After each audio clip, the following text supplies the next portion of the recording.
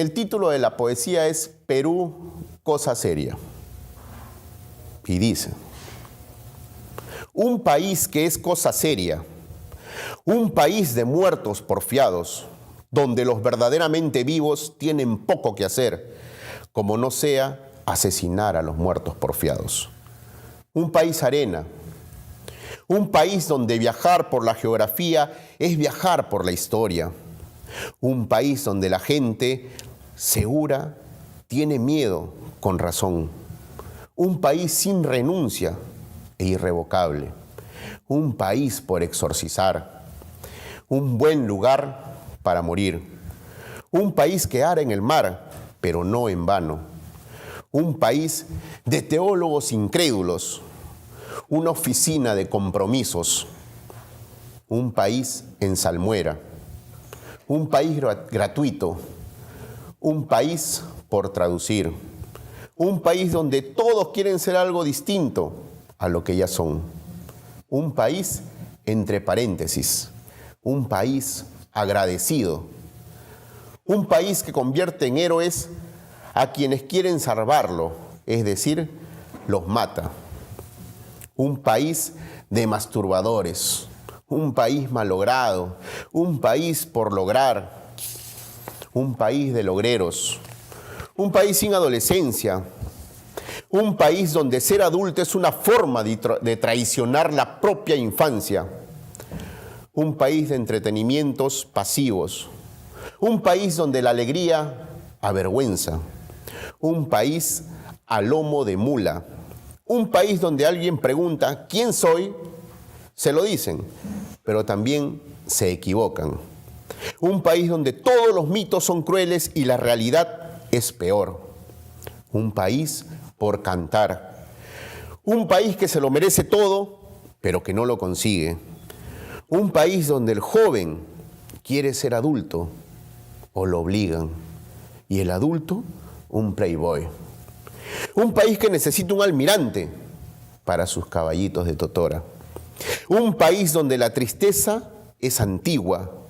Un país de locos sueltos donde la cordura es inmoral. Un país que inventamos. Un país que practica todas las obras de misericordia. Un país con 2 veranos. Un país que llama ser libre a la marginación. Un país donde hay muchos que valen la pena, pero son los más. Un país en que la codicia termina en el cinismo. Un país dividido entre los que ya son y los que ya quieren ser satisfechos.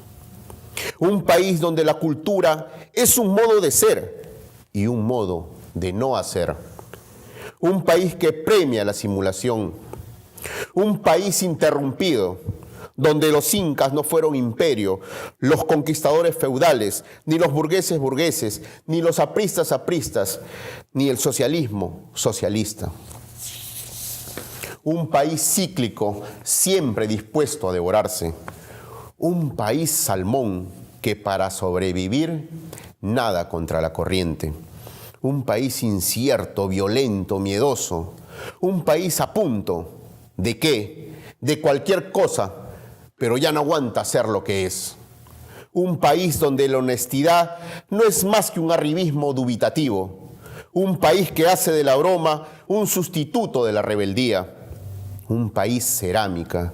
Un país donde el amor debería ser una preparación. Un país vertical pese a todo. Una hermosa poesía para analizar cada frase. A continuación, seguimos con la entrevista a nuestro ilustre invitado. Como parte de las celebraciones por el 25 aniversario de la Corte Superior de Huaura, se están realizando una serie de actividades, entre ellas las entrevistas a personalidades que han marcado historia en el ámbito regional, pero más en el ámbito nacional. Y tenemos la suerte de contar en esta primera oportunidad con la grata compañía del doctor Pablo Macera Dalorzo, que es de nuestra zona, de Huacho, Sayán. Vamos a tener una breve conversación con él y agradeciéndole indudablemente la acogida. Le preguntamos, doctor Pablo Macera, y con los buenos días, ¿qué recuerdos le trae Huacho, Sayán, habida cuenta de que usted es de nuestra zona? Así es. Yo nací en Huacho, pero la familia mía está más vinculada a Sayán. Mi abuela, la madre de mi padre, ¿no?, tenía un fundo que ella se apellidaba Castro, ¿no?, que se llamaba Dolores. Creo que todavía existe con ese nombre. Y yo viví ahí de niño 2 años. Pero luego la familia dejó esa actividad por la crisis de 1929. Yo nací el año de la crisis, 1929, que fue terrible y que arruinó a muchas personas en el mundo entero, desde luego, ¿no? Porque fue la destrucción del sistema capitalista, que no se recuperó en realidad sino con la guerra, con la Segunda Guerra Mundial. Yo no sé cuáles son las relaciones que hoy día existen entre Huacho y Sayán, ni qué actividades se realizan o no en Sayán, pero hubo un tiempo en que era un lugar muy movilizado en términos políticos. Una persona muy ligada a Huacho y también al campo de la historia, de la lingüística, de la antropología, contemporáneo suyo y muy amigo, por cierto, es Alfredo Torero Fernández de Córdoba. Así es. ¿Qué recuerdos le trae él y por qué cree que en su zona de nacimiento es un tanto desconocido, siendo un personaje de trayectoria universal, digamos? Es reconocido internacionalmente, pero en sectores especializados. Pero en realidad él fue una víctima de la acción política. Y tan es así de que me llamó desde Bélgica, donde estaba, y me dijo que quería regresar al Perú, aunque fuera preso. Pero quiero regresar al Perú. Y empezamos a hacer gestiones, pero aquí en el Perú no entendieron. Y pretendían que él aceptara que bajando del avión lo tomaran preso y lo llevaran custodiado al hospital, donde estaría con un guardia vigilante, ¿no?, durante el tiempo que la ley dispusiera. Y murió allá. Él no murió en el Perú. Claro, murió el año 2004 en España. En España. Y sus restos descansan en Huacho. ¿Cómo? Sus restos descansan en Huacho por decisión propia. Él es el descubridor de muchos temas fundamentales de la cultura peruana, sobre todo en el orden lingüístico, ¿no? Sí, y gracias a él sabemos que el origen del quechua no está en el Cusco como antiguamente hemos creído, sino en la costa central del Perú, y fundamentalmente la zona de Huacho está dentro de ese espacio donde se originó el quechua. Sí, sería posible. Recuerdo que le hacíamos bromas y decíamos, a lo mejor fue en tu casa. Una cosa inusual que encontramos entre usted y Alfredo Torero es la poesía. Él escribió poca poesía, al igual que usted, y por ahí encontramos una poesía suya, El Perú, cosa seria.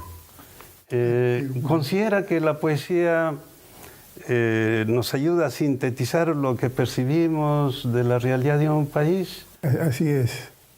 En realidad, incluso aquella poesía que parece que alejarse de la realidad social, es una expresión de esa realidad social. Huir a veces es una forma de luchar, y eso lo revela la poesía. Muchas veces uno escribe tomos y tomos de libros, y en una poesía de pocas páginas como la suya podemos de repente sintetizar lo que es el Perú, ¿no le parece? Sí, claro, sí, así es. Nosotros venimos de Huacho y percibimos que la historiografía regional, la historia regional, está un tanto ninguneada en los medios oficiales, sobre todo. ¿Cómo percibe usted el desarrollo de la historiografía regional? Es muy difícil. En primer lugar, porque el financiamiento es difícil. Nosotros no somos un país de grandes recursos. Y si usted tuviera la necesidad de resolver entre dar dinero para que una universidad desarrolle estudios de ingeniería y otra estudios de historia, usted y yo mismo, siendo historiador, elegiríamos la universidad de las enseñanzas y los conocimientos de tipo técnico. De modo de que estudios como los nuestros, como el de usted, ¿no?, que son tan importantes, no resultan prioritarios para las necesidades económicas de un país como el Perú, que estamos al borde de un conflicto social generalizado del que no nos damos cuenta, pero que puede ser terrible. Puede ser terrible.